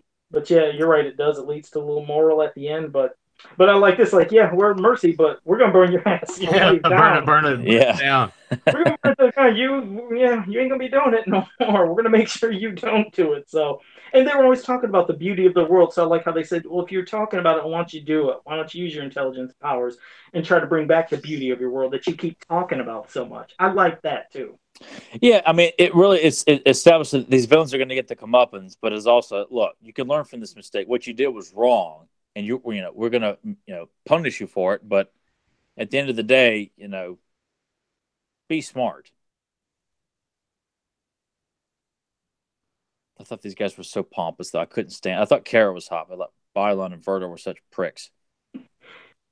And this she just skids by because she's hot, huh? Yeah, she's hot, so she gets a pass. She's hot. But that was supposed to be a completely different world, anyways, correct? Miro or wherever that Miro, was. yeah, but it definitely looks a lot of like the plant that was used in Double-Edged, or not Double-Edged Sword, Search for He-Man with Plundor's world. I can't remember the planet because I don't really like that episode that much. Oh, now I'm sitting there wanting to try to think because I usually knew that. I'm having a Tyler moment. I know that fucking name. Joe, language. Oh, sorry.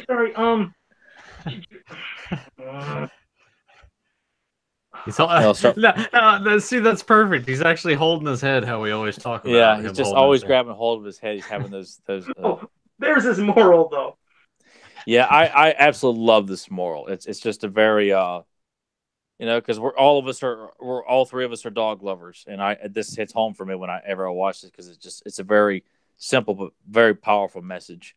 And John Irwin delivers it so sincerely and so just beautifully. It's just well said. Like God, I can't say. Man, this Viper Tower's just got me all screwed up. Hey, well, first I wanted to give you one thing. Dushin in the chat room did say at first, I think it's a generic name. Then he just came back. He said, "Oops, just check the model pack. It's called Tank Machine." So just Tank Machine. Yeah, so quite generic. Yeah, it's kind of what I was expecting here. Oh man, so no, but that was a great episode, and Nathan, I'm glad you joined us for that commentary. Yeah, yeah, Nathan, you got to do it for more commentaries too, bud. All right, I'm down for that. I was gonna say while Tyler's looking at his Viper Tower, I wanted to if anybody my arms around it here, guys. I was like, yeah. I think someone already said in the chat that you're probably just gonna like sleep with that tonight. You're gonna lay in bed and just like hold it. I'll be like Ralph at the end of a Christmas story. I'll just be laying in the bed with my Viper towel wrapped up in my blankets. Exactly. If anybody in the chat room did have any questions for us, whether it's something for a mini comic, cartoon, toys, anything you want, movie, hit it with us right now while Tyler's hugging his Viper tower. And if he has anything he wants to say to anybody, and if Nathan does too, while you guys might type a question. I can't wait to actually go back and watch the beginning and see how all that turned out. I mean, yes, I was there, but I want to see what it looked like on the show end of things. I still can't believe you guys knew about all this. Like the look on his face, though. I rang the doorbell and he doesn't have his porch light on, so he's like trying to do this because he's got a little window partition that he can look out and see who's standing there. I'm just standing. He looks kind of pissed off at first because I interrupted his show. And then he turns the light on. His face just sort of changes to concern because he's like, "Wait, why are you here? Why aren't you at home?" I'm sure like thoughts were quickly running his head, and then he probably just looked and saw this big box wrapped My Little up Pony box. Like, what the hell is this? What are we doing? He's like, "What are you doing?" I'm like, "Come on, man, let's go." Good stuff. I can't wait to see how that turns out. I see he got super quiet when he opened and seen Viper Tower in there, but like, how did you see his face? Because for us it was slightly at a different angle. I honestly couldn't see. I just saw the side of his face, but like I saw what he was seeing in the box, and I know that the way that it was wrapped, you could see the top of the snake head, and then the rest of it was just the base. And he's just. This is basically what it looked like. Just staring at it. Yeah, he was quiet. Yeah. Oh yeah, but that was God. a moment. So I still can't believe this. Got part of Viper Tower. Who would ever thought it happened? So while he looked at that a second, it's weird. I kept saying Dr, like when I was thinking of the name of the planet for Plundor, and I couldn't spit out. Well, it wasn't anything like Dr. It was Tranus. So yeah, that's right. Yeah, I knew it was something with the Dr sound, but it was a tr sound. So thank you for that, Sportimus. Zentron had a movie quote said, "Would you look at that? I've never seen a senior citizen hitchhiking before. I don't know it, and I feel bad." Police Academy 3. Was it? No, I'm just making that up. Is that the Moscow one, or was that part 4? No, I think it was part 5. Because neither of us know that, or any of us. Yeah, I don't know it. I know he quoted Police Academy like 4 or 5 one time. So every quote he gives us now is from one of the Police Academy sequels. Well, I can't wait to see what it is going to be. But Grimbot has a question for you, Nathan, and that is, will you play the Masters of the Universe game on the Commodore 64? Probably through emulators. Yeah, I would love to do that. I also kind of want to play the Game Boy Advance game that came out. You know what? I like the Game Boy Advance game. I know that it got bad reviews because they said, the controls were kind of clunky. It was okay. It wasn't bad. Yeah. I play, and yeah, any of us, you could play with those controls, and that was a fun game. I wish we would have got the PlayStation 2 version here in the United States, but when the Cartoon and Toys were canceled, it got axed in the US, so I believe it was only in the UK or somewhere else where they got it. So it's translated, but you could always get that for the PlayStation 2 emulator, possibly. And I'm more than open to do any of those games. Just Yeah, do that, because I think we'd all love them sober going forward. That would probably help a lot. Out and have a meltdown like you did with Donkey Kong Country. Fedmon said, "Do you think Granamere was in on He-Man Adam's Secret? Any era, cartoon, or comic?" That was from Fedmon. Do you think Granamere kind of knew that He-Man Adam's Secret? No, as far as I know, all he knew is that He-Man was the only person he could trust. The only way to get in touch with He-Man was through the Sorceress. So as far as I know, Granamere just does not leave Dark Smoke at all, and keeps his communication probably to a bare minimum unless he's talking to other dragons or ice trolls. And that's probably about it. So, no, as far as I know, he would have no idea that he meant as Prince Adam. Okay. All right. Thank you. Adam Gabbert says, Joe and Tyler, does Nathan have a favorite Masters of the Universe classic figure for male and female? And Joe, did you want to mention about a letter? Yeah, Adam sent a really nice letter to me in the mail, and I did want to thank you, Adam. And that's, everybody's always doing these nice things, and I appreciate it. And I hope that someday I can, in turn, do that for others as well. It's like I said before, a letter, yes, I could do a letter. At least that's free. But as for gifts, when people do that, I love it. It's like, yeah, that's what it has to be to people. Technically, Joe, if you want to break it down, it's not free because you would have to. You would have to have the paper, and then whatever you're writing with costs money. So I'm not so sure. No, because I always say when people send something, I really appreciate it. I always tell them not to, but I just feel bad because I can't repay them because I just can't, and it makes me feel like crap. But thank you, Adam. I do appreciate that. Oh Jesus, no way. Oh yeah, I guess as far as you said, favorite classics figure for me, I mean, obviously I got this guy sitting in front of me. I figured that was coming. Yeah. Yeah, Tri-Klops my favorite. Female characters, honestly. Evelyn, Tila, Sorceress, somebody else. I guess Frosta. I honestly, I guess I would lean towards Evil Lyn more than anything. Probably Tila a close second. Which Evil Lyn? Do you like the yellow skinned Evil Lyn or like Filmation Evil Lyn? Filmation Evil Lyn. Yeah.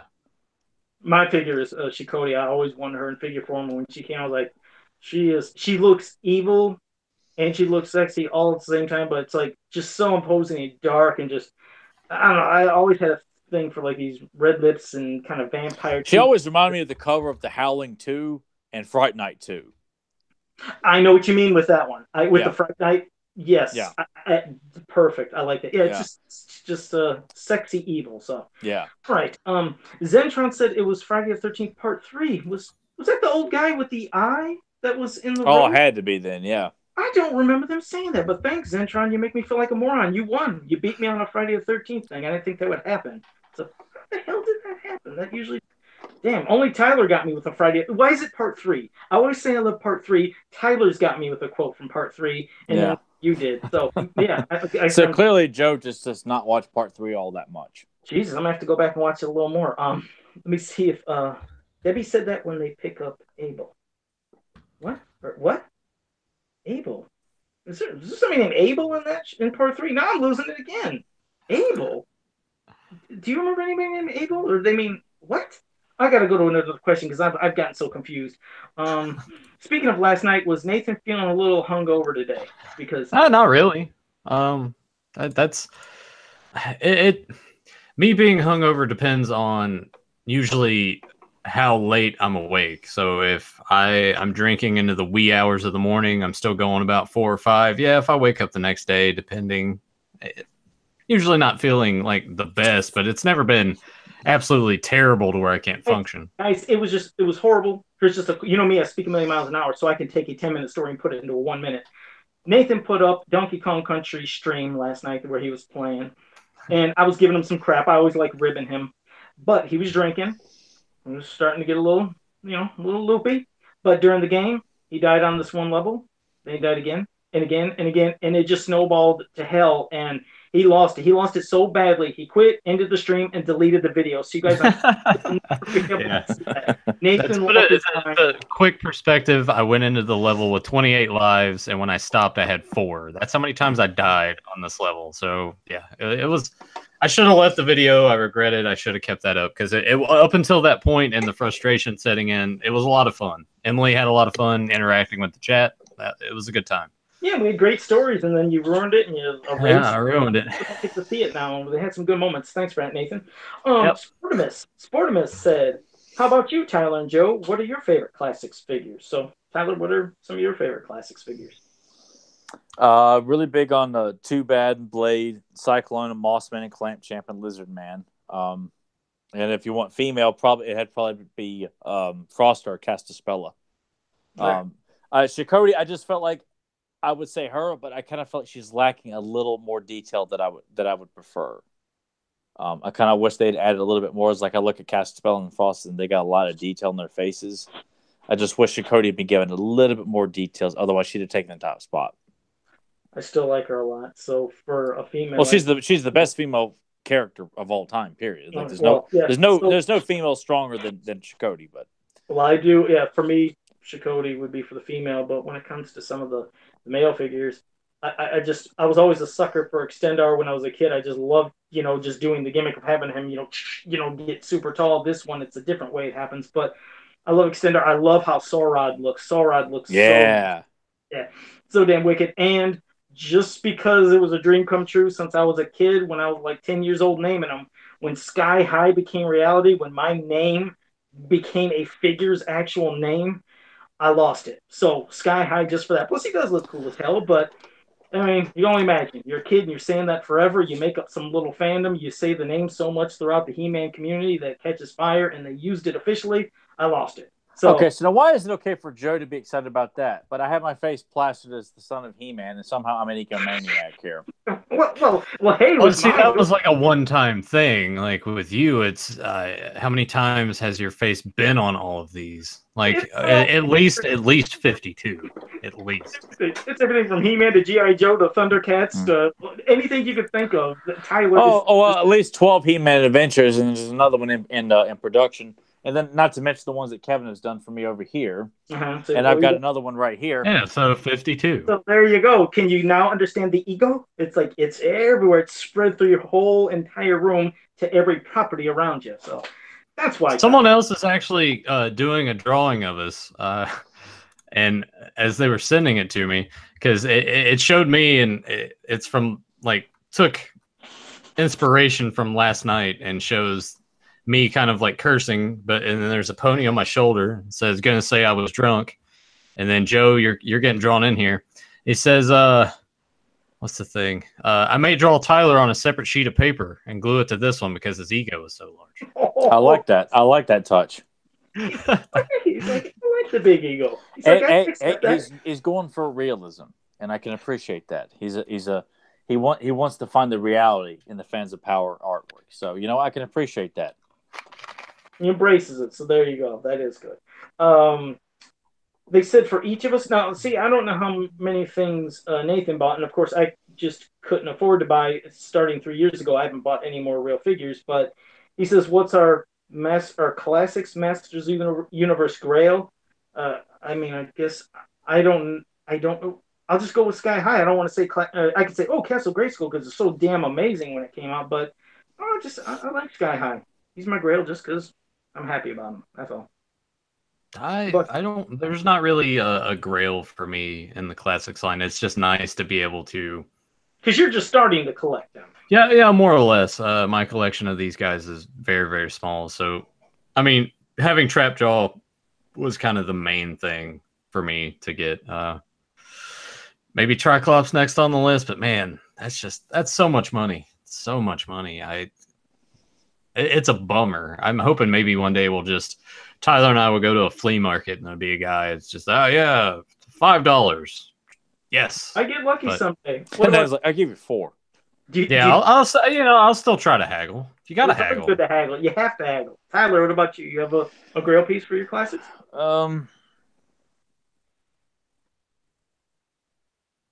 Dial-A-Mug. Dial-A-Mug? Okay. Yeah, I know you've always wanted him. You used to really preach on him. So, all right. Yeah, Dial-A-Mug. Yes, Zen Brown, yes, me and Tyler are a little bit thrown off our game tonight. Yeah, just a little bit. It happens. It happens. His out of excitement, me, because I thought I was half unmasked earlier. So, Sportimus says, you guys... Like that was Keep in mind that's a joke that cannot be repeated. That was a one-time deal. Like that's not something we can ever pull over on Joe again. No, and I sure that exactly.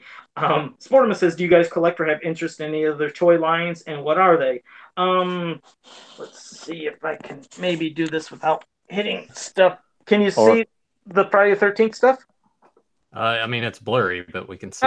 Okay, let me try to stay real still. Can you see any Friday the 13th stuff, or is that Good God, man. That's a phew. So that's a good collection. Thank you. I like Jason. There's a lot of stuff recently that came out that I just haven't been able to buy. I would love to, but Friday the 13th, that's always my second go. It's always been Masters and Friday the 13th ever since I was a kid. They were my two main passions. As goofy as it sounds, my heroes were He-Man and Jason Voorhees. That's bizarre, but it's true. I guess I'll try to manipulate my camera too, so you guys can sort of maybe see it's going to be kind of tough. I mean, I don't want guys to fall over, but if you kind of look over there in the corner, you can see I got some classics on the shelf, and then above that, I got a Jason shelf, and then above that's like Movie Maniacs and all my horror figures. Is that a big thing there too? Do what? Is that thing right there? Yeah, he's actually a Walgreens exclusive from the Legends line. Yeah, he's cool. Oh, wait a second. Is that from Beetlejuice? A little Kubrick or whatever the hell they call that? Yeah. Let's see if I can. I just don't want to knock guys over. Yeah. Yeah. You don't want to have Joe moments. Yeah, we got those, and then we kind of pan down right here. We got some Jonah Hex and Bruce Lee. Question. Got some Transformers there. greedy. There's that guy, the Freddy Krueger that I got as a kid, that I requested as a kid when I was 4 years old. I still got my dad's like, why the hell does he want this? Watch and out. then just He's back. Yeah. Wait, hold on. Pull that string. I feel that's what he's gonna say is watch out, Freddy's back. And he has a lot of different things. He goes, I don't even. Yeah, I know I don't even know if he still sounds good. I haven't pulled that string in a while, Joe. It might be super fast. That's how some of them sound. I think he's gonna laugh or say, "Watch out, Freddy's back." But I'm gonna go with Freddy's back. If I can get him out of here without. Yeah, don't knock your shit over. All right. Language, Joe. Language. Sorry. All right, I'll go ahead and. Oh, pleasant dreams. Pull it again. Let's be friends. He's got to laugh now. Well, welcome down the street. Uh-oh. I might not get the laugh, Joe. Get the other. Oh, Is he stuck in a loop? I know the laugh you're talking about because it's one of the best parts of this. Did you notice he didn't say "Watch out, Freddy's back"? Out of all the things I said he'd say, he didn't say "Watch out, Freddy's back." How bizarre is that? He's like, "You ain't getting it, Joe." 20 minutes of me just pulling the string. There you go. I feel good now. Okay, Tyler, you collect any other things? Not as much anymore, just due to lack of space and funds. But Thundercats, Turtles, Silverhawks, Bionic 6. Some NECA stuff. I was really big into G.I. Joe. I still am. I just don't collect as much just due to the space and funds because this is pretty much, unless I get a bigger place, I kind of feel like, I'm pretty content. But those were and any like niche toy lines of the 80s, like Black Star, Brave Star, Bionic 6, things like that. I'm really big into as well. But those are some of the toy lines that I still if I get a chance to pick up something here and there, then, that New Adventures, of course.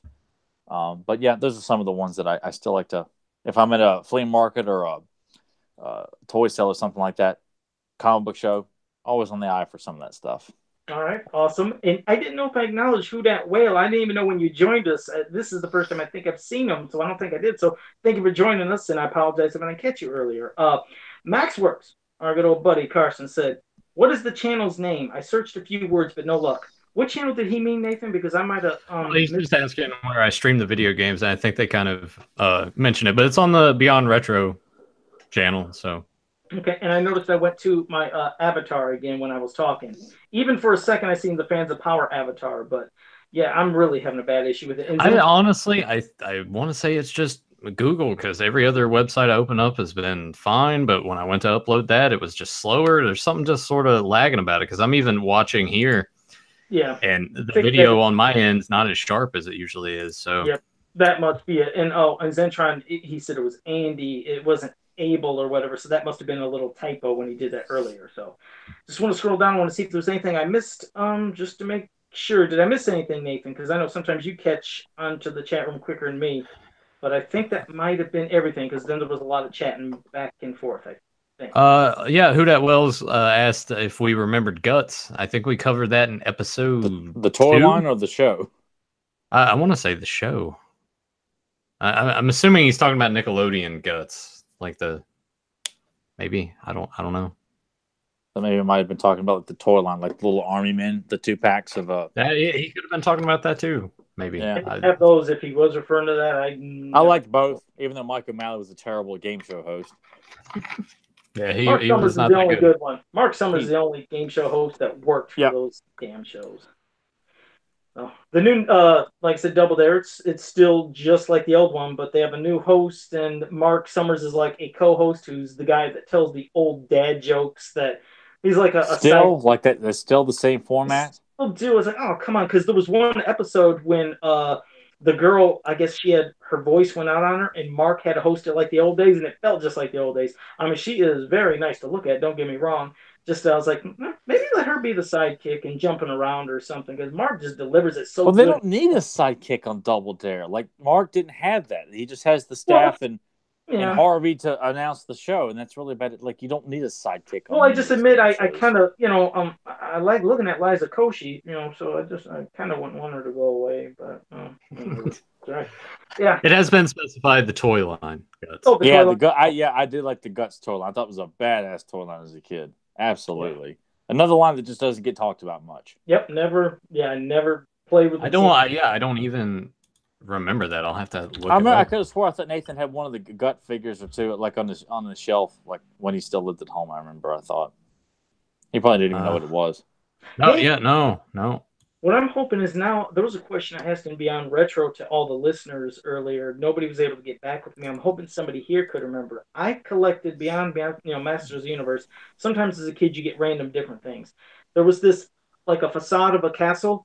It was just the front of it, and I believed it was gray. And it was either a snake or a skull that attached onto the front. Like there was these little holes that you'd put this little piece in. I think it was green or purple. I don't know what the hell it was. I don't know the toy line or what this thing was, but I remember having it as a kid. I loved it because I would put it with my He-Man stuff, and it was like a little sub-line of smaller characters. If anybody in this chat room knows what that is, please let me know. I'd love to try to search for this thing that I had as a kid, but I don't know what it was called.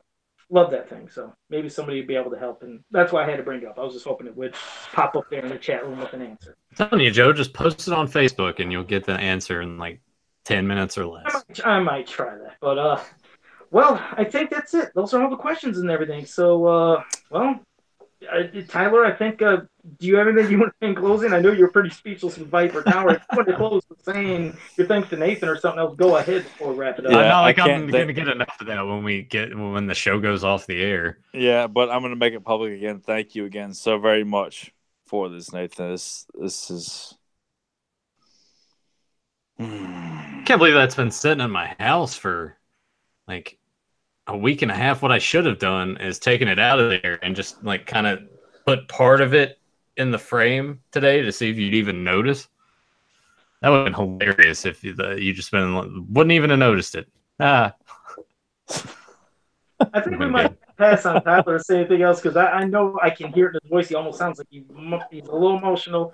And I don't want Spectral Warriors? Is that right? Someone threw it down? No, I know it wasn't something called Spectral Warriors. I don't think I ever heard of that. Somebody said it sounds like a Dungeons and Dragons playset. Maybe that was the Fortress of Fangs, though. Let me type that in. Hold on a second. I want to see. Watch this be it. Yeah, I want to see if wouldn't it be hilarious if I had that and I never knew it. It wasn't a skull, though. No, it wasn't the Fortress of Fangs, but yeah, that's a big. It's a badass playset, though. Yeah, it's big. No, this is picture almost like a castle. It's white going across. It's only a front piece, but in the front is like a snake or a skull. That's it. And it has an opening, but I used to have I thought these little small figures that would be with it, but it definitely, I mean, I'm looking at that Fortress of Fangs right now, and there is no way it was that. I just don't know what this was. There were so many weird fantasy lines that when He-Man was out, it just seemed like everything was spawning and popping up of different things, even things you could find at some of the cheap stores. You know, they have these weird knockoff, like Mad Balls. You remember there was Mad Balls, then there was these goofy things that you see at the dollar store that were just a knockoff Mad Ball. Maybe it was just some knockoff thing, but yeah, it probably was. It was just some weird thing that it's probably worth a lot of money now. Yeah, I mean, and that was back in the time of right around when He-Man was out. It was around 85, 84. I want to say 84 or 83. Yeah, so it couldn't have been Skeleton Warriors then, Tron. I know what you're saying, but no, Skeleton Warriors was, later. That was 90s, yeah. Yeah, so I don't know what the hell it was, but I appreciate you guys trying to help. So let me just say again, now I'm going to close it up. No, not Big Jim either, Delvis, but thank you for that. So let me see. Well, everybody in the chat room, thank you for joining us. It was a blast, just like it is every week. We love the interaction, all the questions, even you guys kind of ribbing us during the show. It's always fun. That's what makes the show great. So make sure you join us next week as well. And also for anybody that's new to this channel, make sure you like, subscribe, ring the bell so you can always be notified when we go live. That's why I said, gotta ring that bell. While Tyler's playing Viper Tower, you get to finally see why that thing turns around. But yes, ring that bell. You're always notified of new content. So until next time, have a powerful day. And as you die, so will I be reborn. Yeah, that's what Skeletor said to He-Man. Oh shit, was that it? Oh man, I'm feeling like an idiot. Wait, as you die? Yeah, Skeletor said that to He-Man. Tyler, right? Yes. Oh, thank God. I was gonna say how long Joe would no wait. I might have been like from Red Shoes Diaries. No wait, Batman Forever. Richie Rich. I don't know. Home Alone 2. When he gets quiet, I start freaking out. Nelson Yonkers, Mr. Holland's Opus. No, wait. I do. I start doubting myself, but see you guys next time. Later.